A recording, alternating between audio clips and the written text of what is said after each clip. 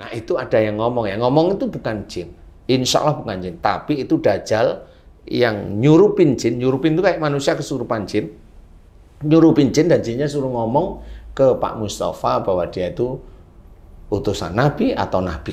Jadi itu nggak bisa agama saja, karena dengan sisi agama saja dia nggak akan puas dengan jawaban. Dari sisi psikologis, jadi orang itu paham tentang agama, paham juga tentang psikologis manusia.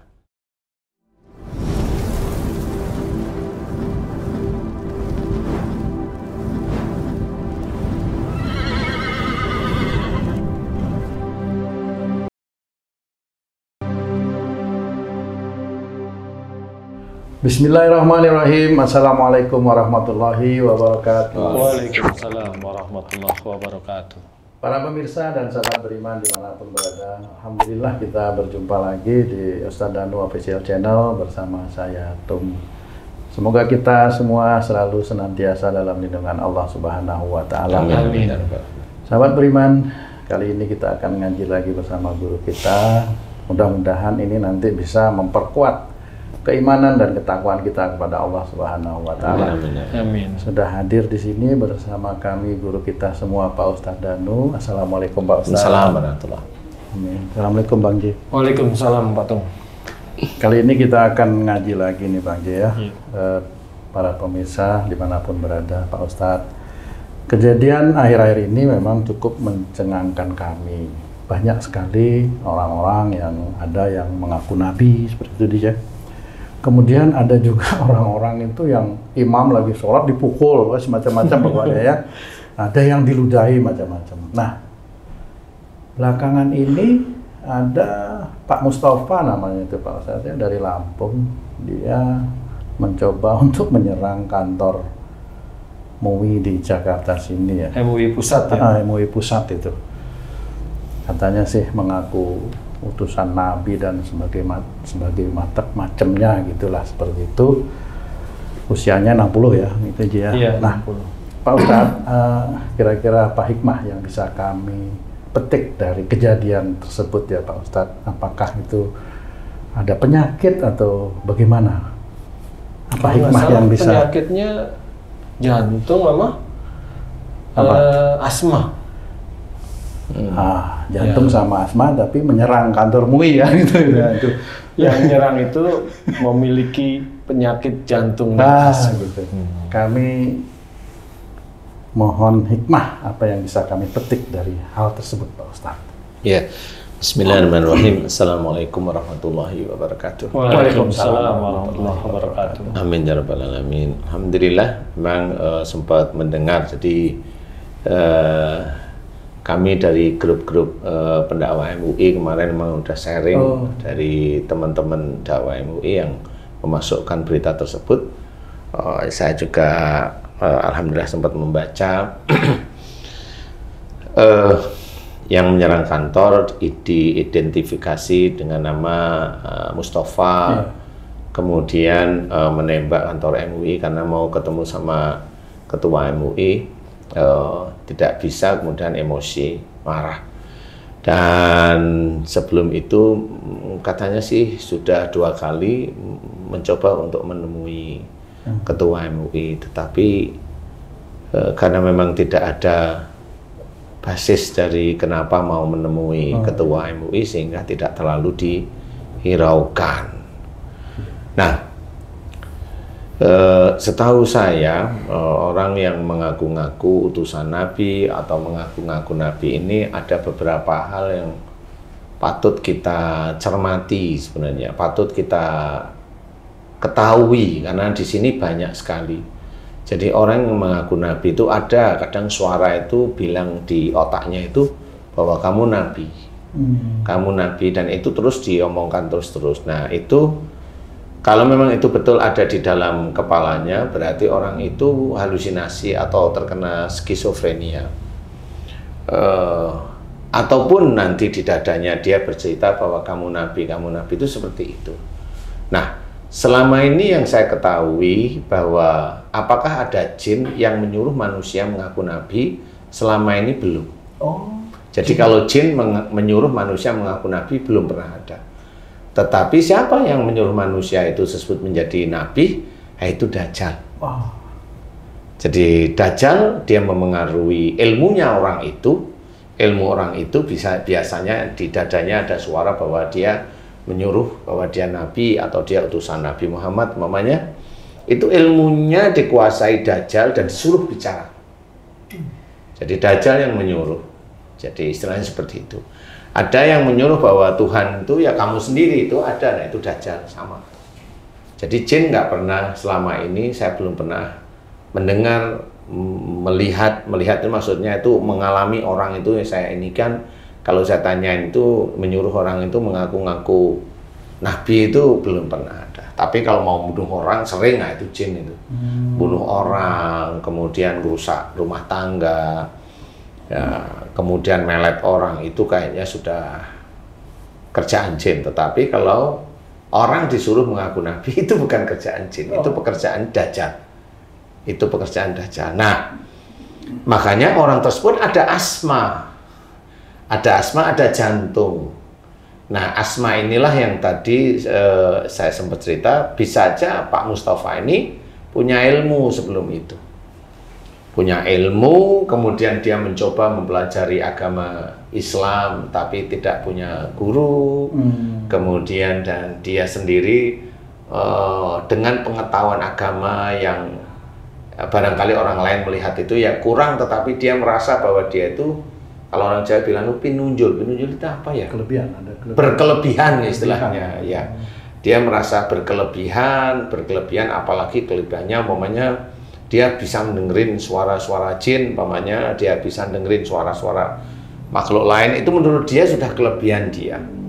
Nah, kalau dia sudah mempunyai merasa berkelebihan, mulailah dia punya merasa lebih pintar daripada orang-orang yang lain, merasa lebih pintar dengan ustadz yang ada di sekitarnya, merasa lebih ngerti, lebih paham seperti itu. Nah, itu ya karena memang kesombongan itu sendiri. Nah, sebenarnya kesombongan itu akhirnya ditumpangilah oleh Dajjal, sehingga itu diprovokasi bahwa dia itu adalah utusan Nabi. Itu provokasinya seperti itu.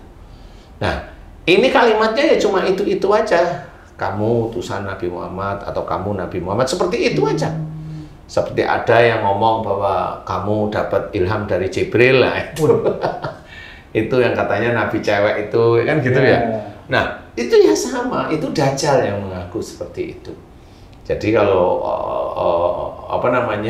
orang sudah ada, dia ngomong ada Jibril yang ngomong sama saya, ini Dajjal yang mengunci jin. Jadi jin itu disuruhin Dajjal untuk mengaku bahwa dia itu Jibril. Nah, orang itu nggak akan tahu karena orang itu nggak ngerti jin itu kayak apa, ifrit itu kayak apa, Dajjal itu kayak apa, nggak tahu, sehingga dia ngikutin aja alur menurut kemampuan otak dia yang merasa dirinya pintar, hebat, benar seperti itu. Nah, di sini yang harus diketahui adalah itu skizofrenia bisa. Nah, skizofrenia itu termasuk suruh bunuh diri di sini. Itu sama, itu satu golongan. Skizofrenia itu satu golongan, yaitu kalau dokter itu bilang halusinasi. Kalau enggak disuruh bunuh anaknya, itu skizofrenia. Disuruh bunuh diri, loncat dari apartemen, loncat dari hotel, itu skizofrenia. Yang dimana orang yang berpenyakit skizofrenia ini di Indonesia itu tidak mendapatkan tempat. Jadi kalau dia melakukan kesalahan ya dihukum, udah gitu aja. Tidak bertanya, umpamanya, kenapa kamu bunuh anak? Orang itu bilang ada suara yang saya disuruh bunuh anak saya karena anak saya iblis. Harusnya polisi ini memberikan orang tersebut itu kepada dokter atau psikiater. Sehingga orang itu berhak dihukum atau hanya diberi sanksi atau bagaimana, kemudian diobati. Tapi di Indonesia enggak, pokoknya kalau udah bunuh selesai. Nggak salah sih sebenarnya, tetapi orang itu berpenyakit skizofrenia dan itu akan berkembang lagi. Seperti itu. Nah, ada juga yang mengaku nabi. Siapa itu dulu itu di daerah mana, Jawa Barat itu mana? Iya, laki-laki. Siapa itu? Sadek ya. Nah, itu juga sama. Kalau sudah mengaku seperti itu, itu Dajjal sebenarnya. Cuma dia nggak ngertinya dia itu ada yang ngomong seperti itu. Nah, disinilah saya mencoba memberikan pengetahuan ilmu yang memang dari teman-teman itu belum paham. Saya mencoba memberikan gambaran kenapa Pak Mustafa itu bisa mengaku-ngaku utusan Nabi atau seorang Nabi, walau saya nggak tahu ya. Nah itu ada yang ngomong itu bukan jin, insya Allah bukan jin, tapi itu dajjal yang nyurupin jin. Nyurupin itu kayak manusia kesurupan jin, nyurupin jin dan jinnya suruh ngomong ke Pak Mustafa bahwa dia itu utusan Nabi atau Nabi, kurang lebihnya seperti itu. Dan ini masuk golongan skizofrenia. Kalau dari sisi akhlaknya itu perilaku apa yang kira-kira sering dilakukan beliau itu sehingga kok dia mengakunya seperti itu? Kan suaranya beda-beda masing-masing yang Pak Ustadz tadi sebutkan itu ya Pak Ustadz ya? Iya, makanya tadi saya sempat sudah cerita bahwa dia merasa pandai daripada orang sekitar. Dia belajar agama tetapi tidak tidak punya guru. Nah, karena dia itu sebenarnya sejak awal merasa punya suara, ada suara yang dia dengar, dia yakini suara itu adalah kebenaran. Suara itu kebenaran. Nah, padahal suara-suara yang didengar manusia di luar suara manusia tetap harus disaring dengan Quran, dengan hadis. Karena apa? Suara itu bisa membelokkan manusia. Sehingga umpamanya orang bisa melihat jin, umpamanya ya. Orang kalau melihat jin, kemudian dia ketemu sama jin apa? Ini jin anak remaja yang berantem, umpamanya. Itu belum tentu itu korinnya anak remaja, itu belum tentu. Apa itu Pak Ustadz? Bisa aja memang jin itu pengen aja dia itu menampilkan dirinya itu anak remaja yang mati karena berantem.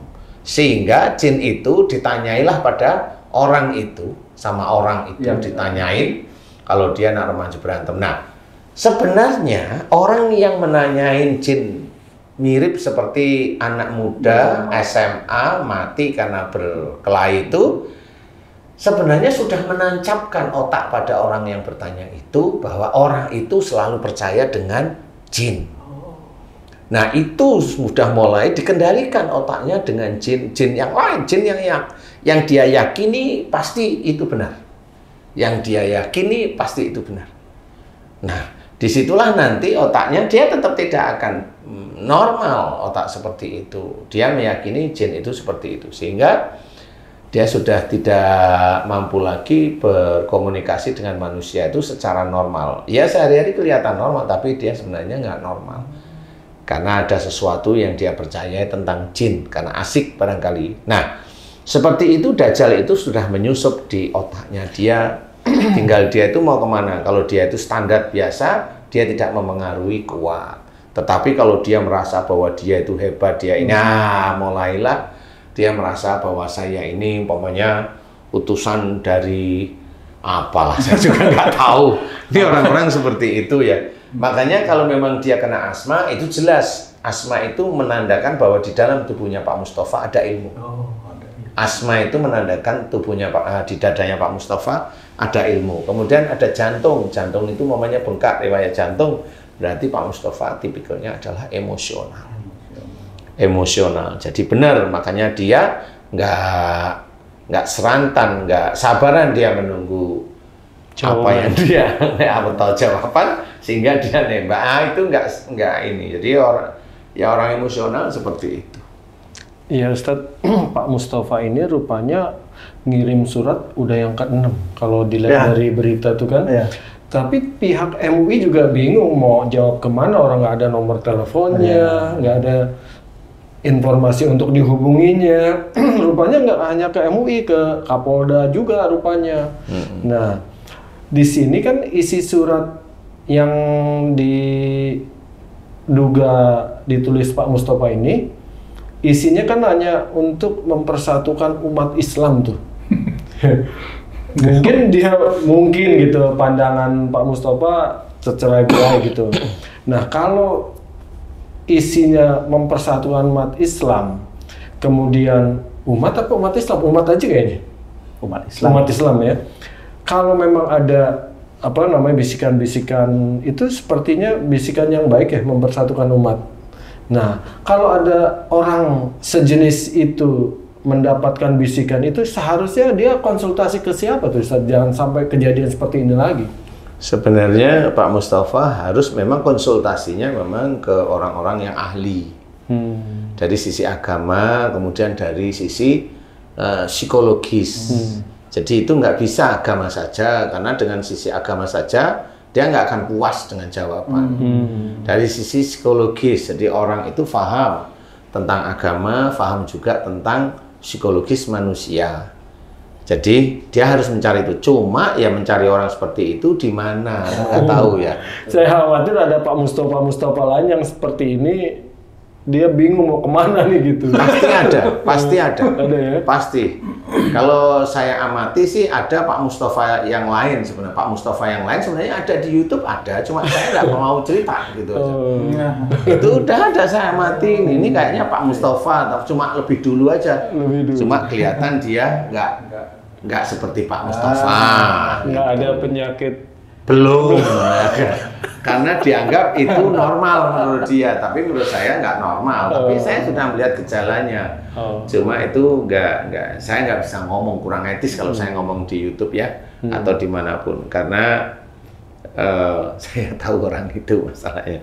Nah, itu sebenarnya yang ngomong ya sama makhluk-makhluk seperti itu juga. Jadi kelihatannya baik, kelihatannya baik seperti itu. Nah, itu harus ketemu dengan orang-orang yang pintar dia dalam hal agama dan juga pintar dalam hal psikologis manusia itu sendiri, khususnya psikologis Islam ya. Nah itu siapa yang cari monggo, saya nggak tahu ya.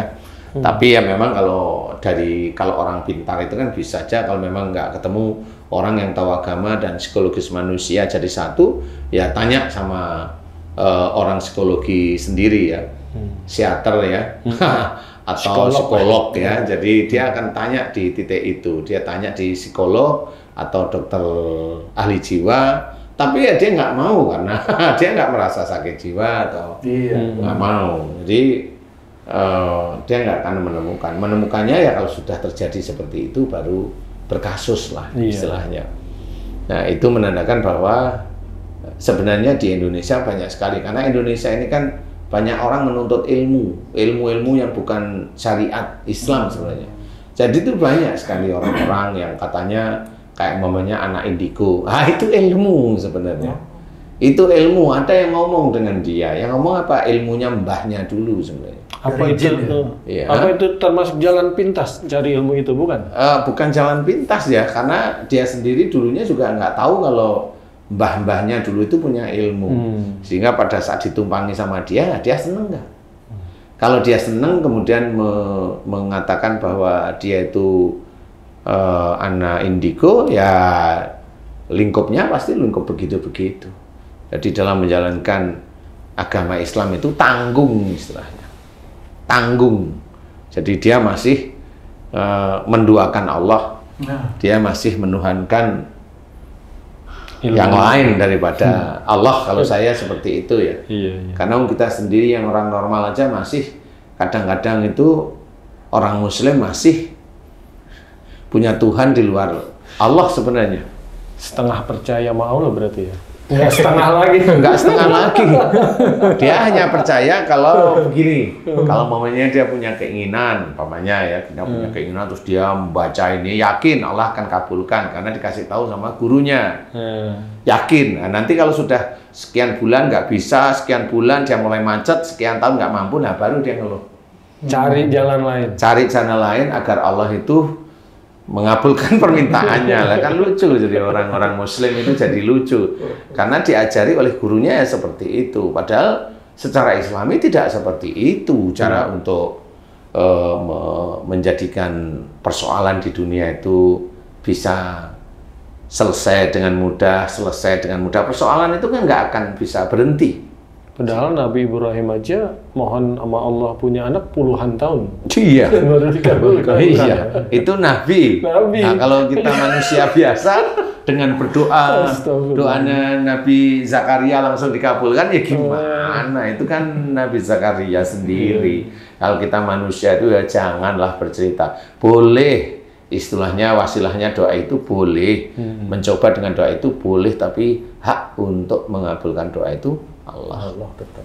Ya, jadi sama seperti keinginan Pak Mustafa itu ingin mamanya menyatukan umat Islam, boleh. Tetapi kan harus didiskusikan, wong dia bukan ketua lembaga organisasi masyarakat, kan gitu. Kecuali kalau mamanya teman-teman dari Muhammadiyah, mamanya itu bisa diterima. Teman-teman dari Nahdliyin itu bisa diterima. Teman-teman dari organisasi agama yang baik, saya yakin ketua MUI akan menerima. Insya Allah seperti itu. Wallahu a'lam. Mudah-mudahan ini ada hikmahnya. Amin, amin, amin, amin. Baik, terima kasih banyak Pak Ustadz. Mudah-mudahan kami bisa Mengambil mengambil hikmah dari bercermin Pak Mustafa tersebut. Terima kasih banyak Pak Ustadz. Sahabat beriman, para pemirsa dimanapun berada, demikian tadi kajian kita kali ini. Mudah-mudahan ini bisa bermanfaat untuk menguatkan keimanan kita lagi kepada Allah. Terima kasih atas perhatiannya. Wassalamualaikum warahmatullahi wabarakatuh. Waalaikumsalam warahmatullahi wabarakatuh.